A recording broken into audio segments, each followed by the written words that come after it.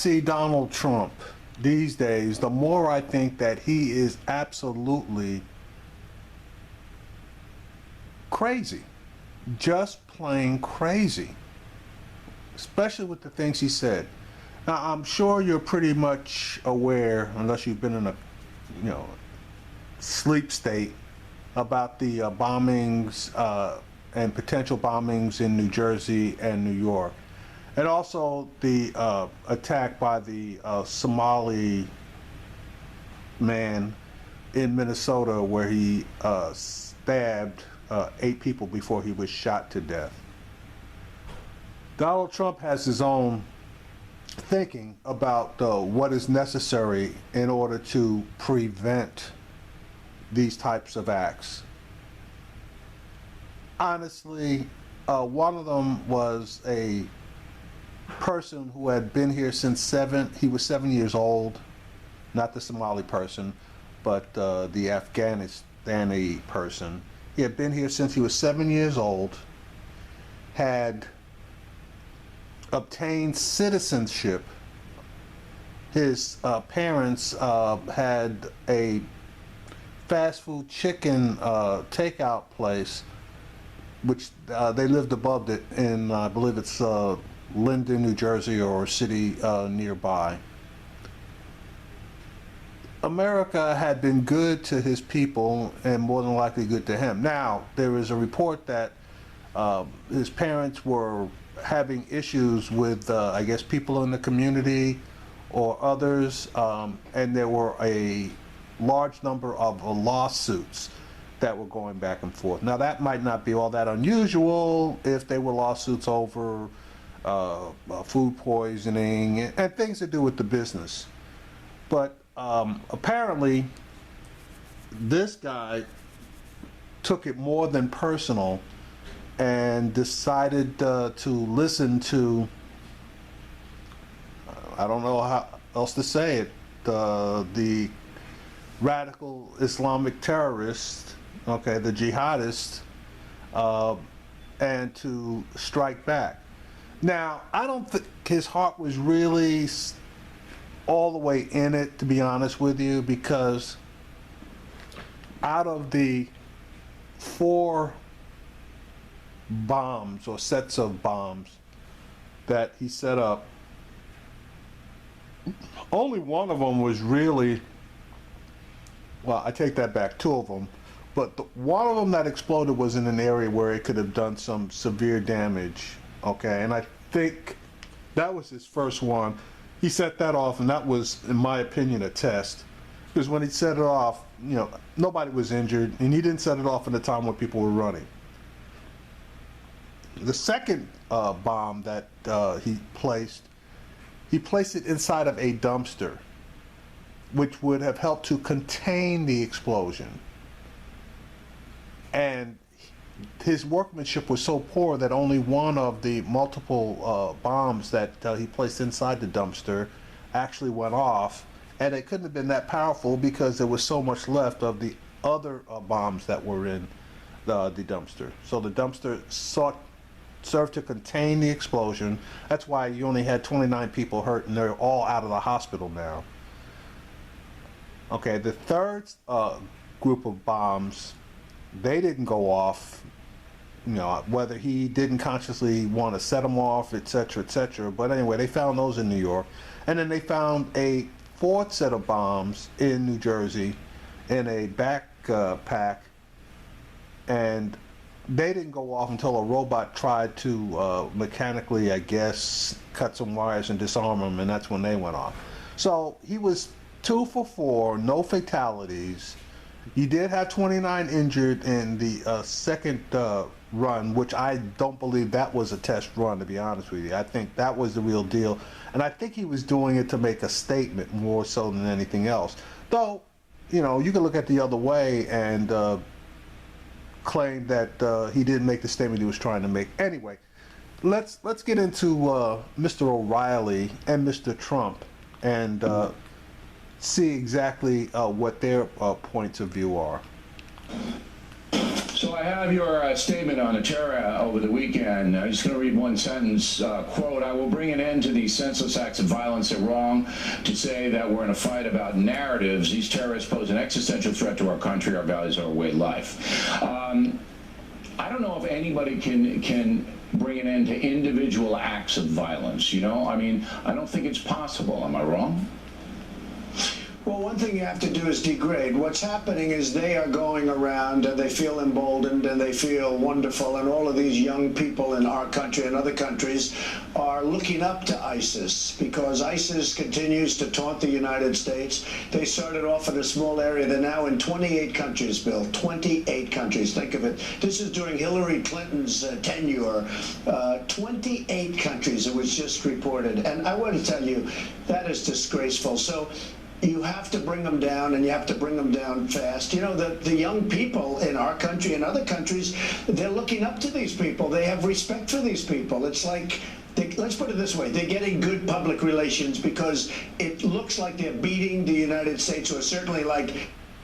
It doesn't look like they're beating the United States. We actually are beating them, and that's why they have called for people not to come to Syria and Iraq, where they wanted to form their separate caliphate. They know that that's easy to attack and to get them kicked out of, which we are doing that.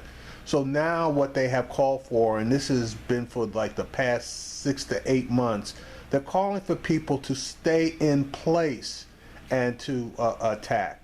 And then there's no coordination in these attacks. So, you know, where he's getting this, they look like they're beating us, that's a bunch of crap. That's number one. Okay, number two, Donald Trump is a complete idiot, and he's unpatriotic. Why do I say that?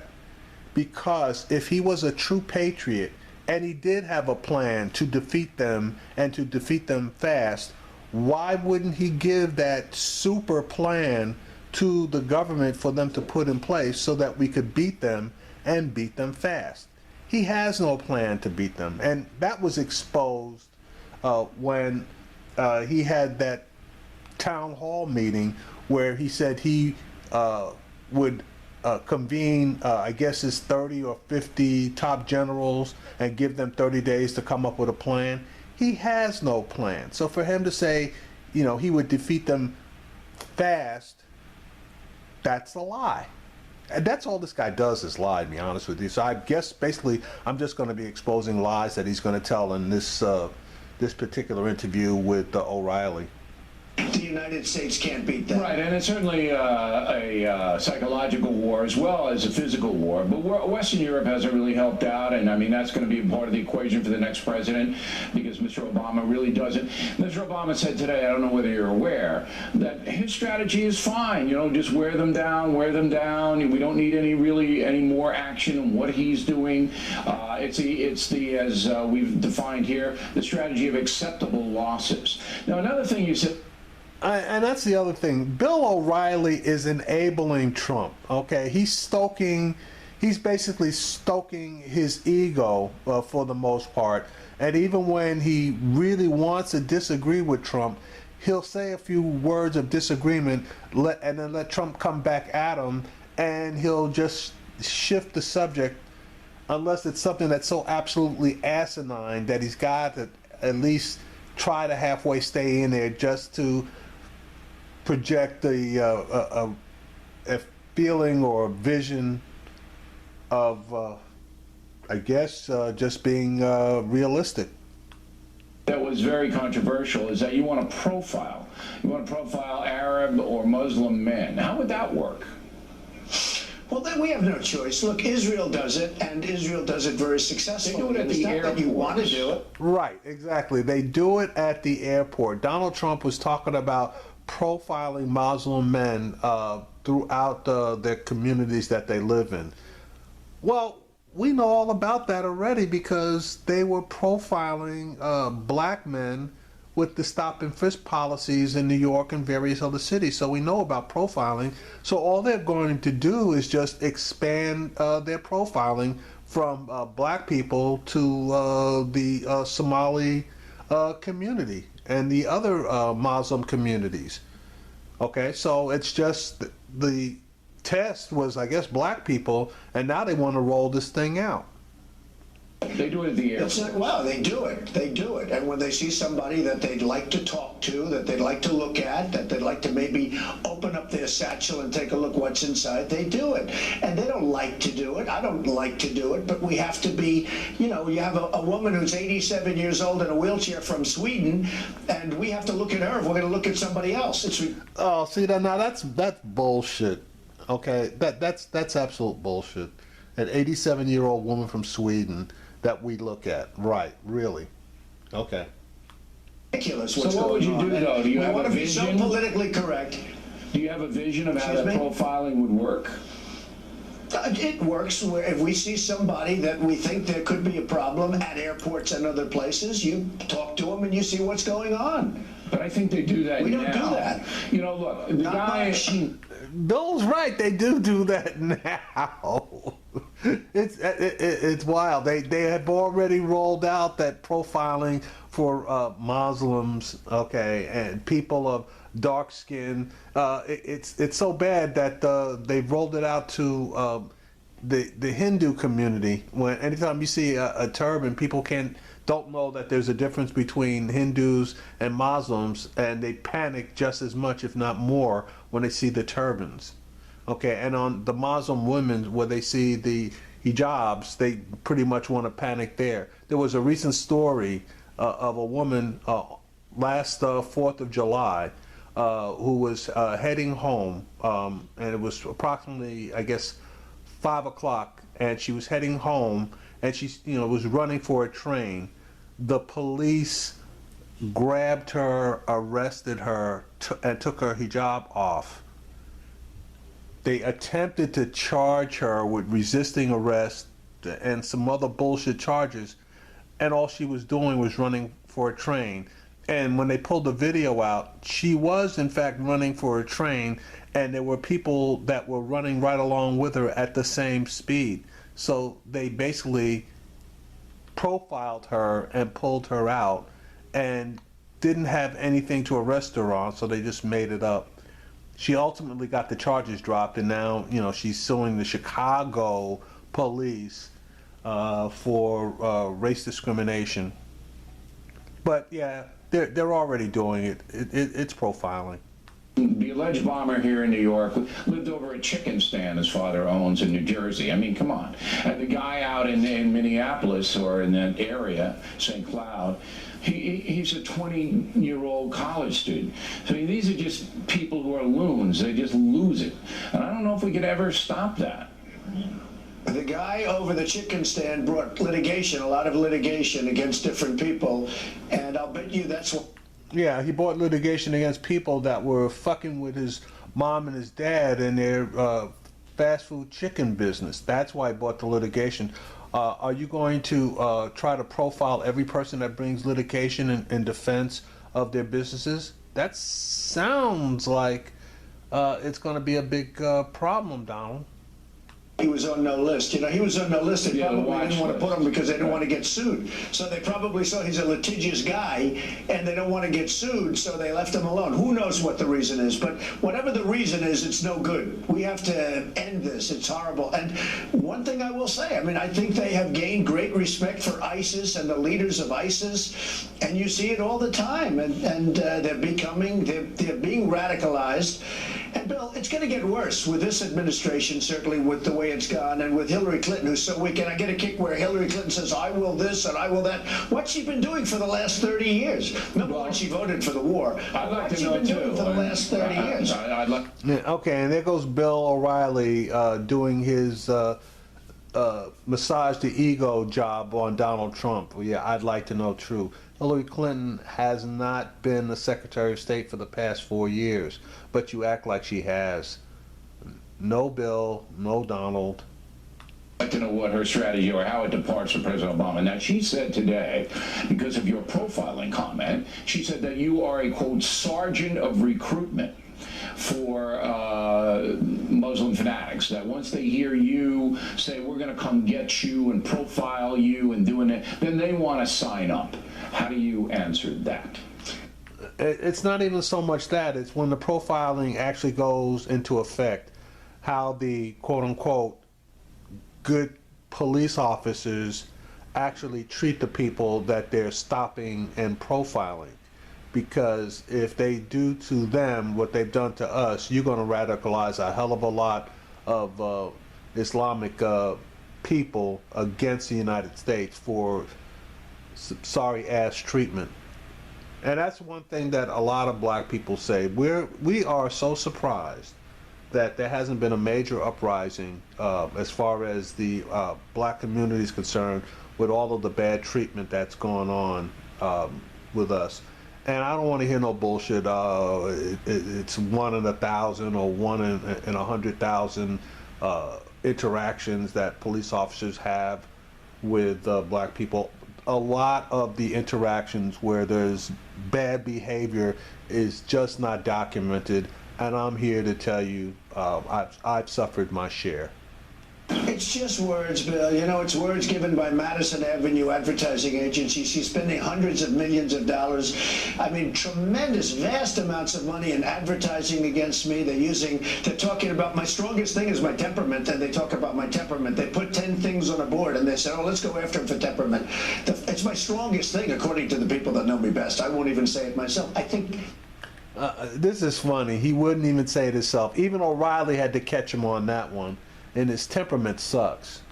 Maybe even if I was going to say it, my temperament is the best. Well, I know how to win. But the fact is, yourself though, that just a point. Okay, but I want a little more definition. When you say my strongest suit is my temperament, what does that mean to you? Well, I know how to win. I know how to win. I've been winning. I do win. Even in sports, I win. And we don't win. Our country doesn't win. We don't win in trade. We don't. That has nothing to do with temperament.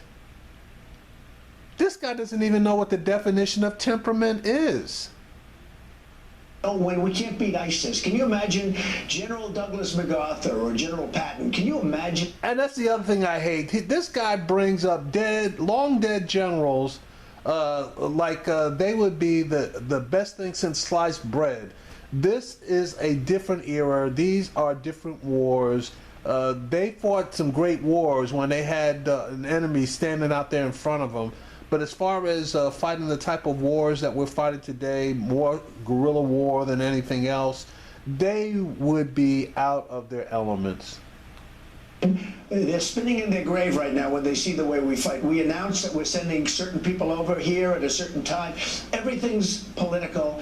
It's very, very sad. Then we bombed the Syrian troops. You saw that over the weekend. We bombed it. Now, I thought that was an excellent move, to be honest with you, because the Russians and the Syrian army have been bombing innocent civilians for quite some time, and they've even been bombing the Kurds up in northern Syria. So I think that mistake really wasn't a mistake. I think that was to send the message to cut it out as far as bombing our allies and innocent civilians. Yes, we killed more than 80 troops, and now Russia's absolutely furious at us. But fuck Russia. I don't give a fuck about Russia. We shouldn't give a fuck about Russia. They should kiss our ass. We bombed the wrong people. I mean, we're like the gang that couldn't shoot straight. Our country, with this leader, is the gang that couldn't shoot straight. That's what it is. All right, that's an old Jimmy Breslin book. Final question in this segment. I don't want to talk to you about the debates. When you say that you're going to profile certain Muslims, are you ever worried that the peaceful Muslims, and there are millions of American, we don't have a big problem here with Muslims like they do in Europe, in France. We don't have that big problem where they're ghettoized and they don't like their country and police can't go into the neighborhoods. You know the problem in Europe. We don't have that. Are you worried that sometimes when you say these things that peaceful Muslims will be the victim of backlash, the victim of people just lumping everybody into the terror jar? Well, first of all, I never said the term Muslim. You did. You told me Muslims. I didn't say that. I'm saying you're going to profile people that maybe look suspicious. I didn't say they were Muslims. But how could they look suspicious? I said, I mean, how? I don't know. These are experts. That's. Oh, he doesn't know these are experts. And he's a lying ass. He did say, gave us enough information for us to know that he was talking about profiling Muslims. So if the words actually didn't come out of his mouth exactly in that format, we know exactly what he meant. What they do, they profile. You go to Israel and they should study, because Israel's done a phenomenal job at this, and they profile. And they're not happy about it, but they do it. And people aren't complaining about it. But we have to profile. But it's almost 100% of the terrorism now is Muslim fanatics. Almost 100%. You're not going to be profiling guys with leather jackets who, you know, with blue eyes at this point. Honestly, whatever it is, but I'm not using the term Muslim. I'm saying you're going to have to profile. We're going to have to start profiling, and it's a. See, he's a coward because he doesn't even want to come straight out and say what he means. He means Muslims, okay, but he didn't want to actually say the word. But isn't this the same guy that said that Obama and Clinton won't use the term radical? Islamic jihadist, or you know, whatever that bullshit term is that they want the president to say. This guy won't even say Muslims. So now you tell me, what the hell is the difference? He's afraid of using, of identifying the group that he's actually going after. Okay, he won't say the word Muslim. You know, I don't know if it's that bad, but certainly it's not a wonderful thing. But we have a country to keep safe, and we're not going to keep our country safe. You see this happening, and you know, and I know, it's going to get worse. All right, we're going to hold Mr. Trump over against. See, and that's the whole point. Donald Trump is a sissy, okay? He likes to talk a good game, but when it comes actually time to putting up or shutting up, you know, unless he can talk his way through it or out of it, he damn sure is not about to put up. And it's impossible to make this asshole shut up. So basically, you got a giant blowhard bully, okay, that when it comes time to actually put foot to ass, he won't do it. He won't even defend himself. He's a sissy. All right, here's the second part of this Trump-O'Reilly interview. All right, 1 week from tonight, you'll be on stage, Hofstra University, Long Island, New York, about 5 miles from my house. And it's going to be probably the most watched debate in the history of this country, because people want to see if you, Donald Trump, are going to take Hillary Clinton apart in a very personal way. Are you? I have absolutely no idea. I think this: if she treats me with respect, I will treat her with respect. It really depends. People ask me that question, oh, you're going to go out there and do this and that. I really don't know that. You're going to have to feel it out when you're out there. But she's got to treat me with respect. I'm going to treat her with respect. And I'd like to start off by saying that, because that would be my intention. Okay. Now, if she baits you into trying to say something inappropriate or explosive or controversial, are you aware that that might happen? Hey, I went to the best school. I was the best. I was a very good. There he goes with the best school, Wharton School of Business. He does it every single time. Oh my, I knew it was coming. It was just a question of when. And this time, instead of him talking about comparing himself to Obama, now he's going to do a comparison with himself and Clinton and how much superior he is because he went to the Wharton School of Business and I got excellent grades. Dude, I mean, you know, Bill, what kind of a question is that? Well, I mean, look, if she baits me, yeah, I mean, she can there are bait me and I strategies can in the bait her, debate. and we'll see what happens. No, I know, but there are strategies we'll see in what the debate. happens. So, say she Sure, there are says, strategies. well, I'm Hillary Clinton, okay? And I say, you know, Mr. Trump, you're not qualified to be president. You've never held any office, and you've called women bad names, and Muslims bad names, and Mexicans bad names, and you're just not qualified. And I mean, I don't want your answer now, but that could absolutely happen. Sure, and I can talk about her deleting emails after she gets a subpoena from Congress and lots of other things. I mean, I can talk about her record, which is a disaster. I can talk about all she's done to help ISIS become the terror that they've become, and I will be doing that. So, I mean, we're going to go back and forth, and she's got a lot of baggage. I'll tell you what, she's been there a long time, and we need change in this country. I mean, she's been there, Bill, a long time. When I hear her talking about what she's planning to do, why hasn't she done it for the last 30 years? Well, she had to work for President Obama, but I'm curious about this. If she comes after you, for example, on the women's card, would you go into her marital history and things like that? Is that going to happen? Well, you know, the New York Times wrote a story about me and women, and it turned out that it was a false story. And honestly, we're going to take that up with them at a little bit later date. We'll get rid of this first. We'll go through this little process first, which I think is going to end very successfully on November 8th. Outside here, I'm in Florida, we have thousands. I guess that lawsuit that he's, I guess, getting ready to file against the New York Times is going to be just as real as the private investigators he had go to Hawaii to find amazing things about President Obama's birth. And thousands of people lined up outside, and the arena, which is probably 8,000 or 10,000 people, is packed to the rafters. I mean, something's happening, Bill, that's awfully amazing. But the New York Times wrote a story about women, and the women called the office. They said, "We never said that about Donald Trump.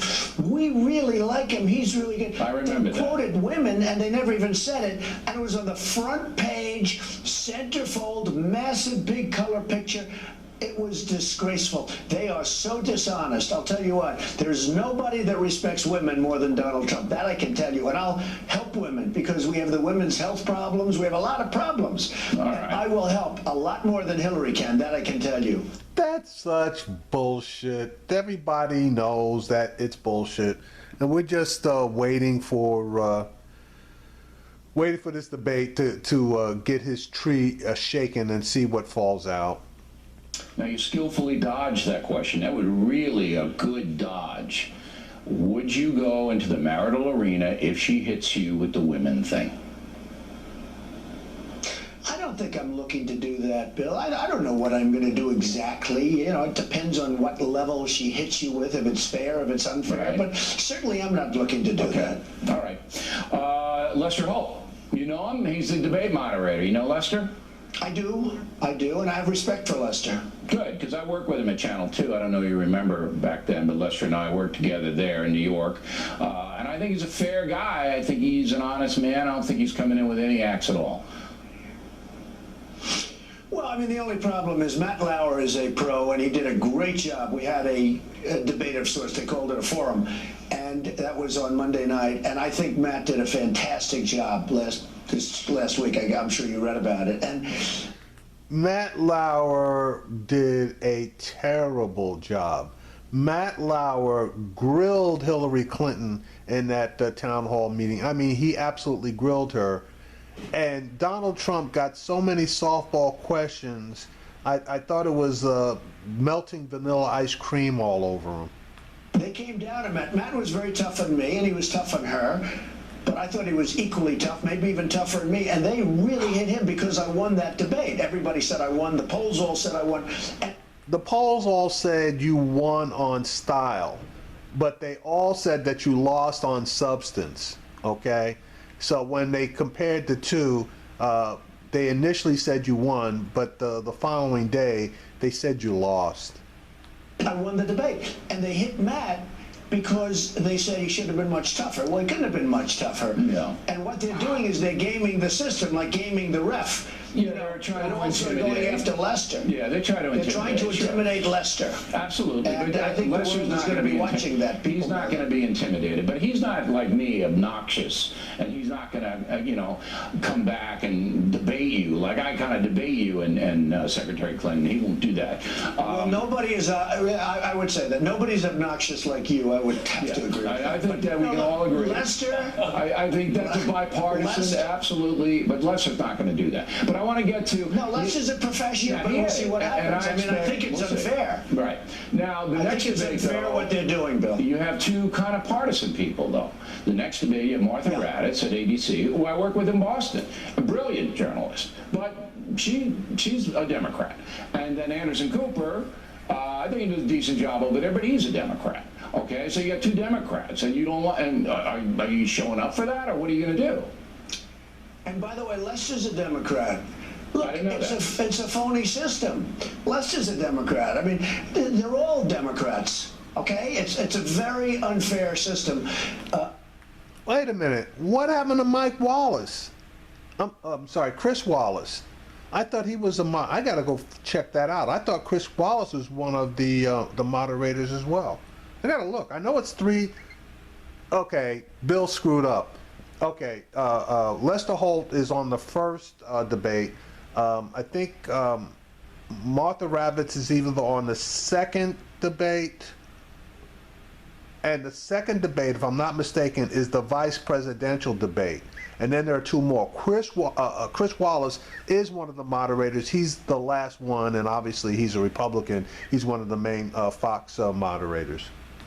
Look, I've worked pretty well within the system. I guess by a lot of polls, I'm leading many of the polls, and most of the polls. CNN just came out with a poll. I'm leading nationwide now by 2. I'm leading a lot of the states. I'm leading Florida, where I am now, by 3 or 4. Something just came out. A poll just came out. I'm leading it by 3 points or 4 points. And don't you find it amazing that when Donald Trump is behind in the polls, he never believes the polls, but that when he's ahead of the polls, he's always touting the polls, that he's ahead and how great the polls are? I think I'm doing well. Leading Ohio, leading in North Carolina. I think we're doing very well. After the debate, that'll change, and then you'll see. And But the system's against. Raddatz and Cooper, you okay with them or no?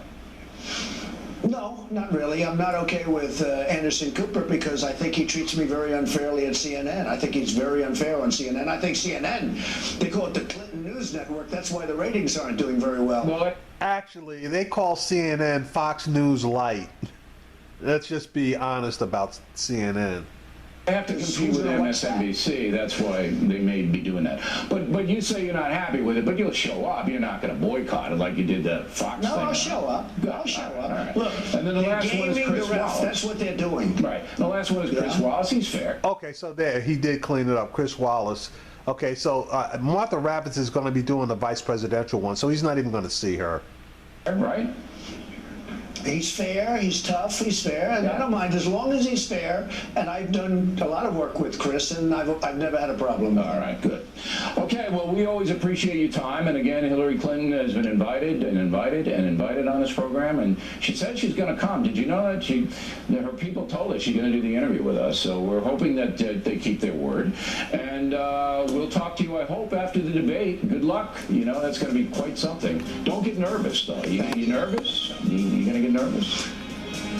Well, I don't think so. I'll be a little bit. I mean, you have to be a little bit, but I understand the ratings will be comparable to yours. So I do your show. Well, if you get by this, you can get by that. That is such bullshit. The ratings for this debate are going to blow through the roof. You are going to have just domestically, you're going to have this is Super Bowl ratings. You're going to have 100 million plus people watching this first debate. And that's just domestically. That doesn't count the around the world audience, which again is going to blow the numbers through the roof. And hopefully Hillary Clinton will come with her A game and blow his ass out of the water.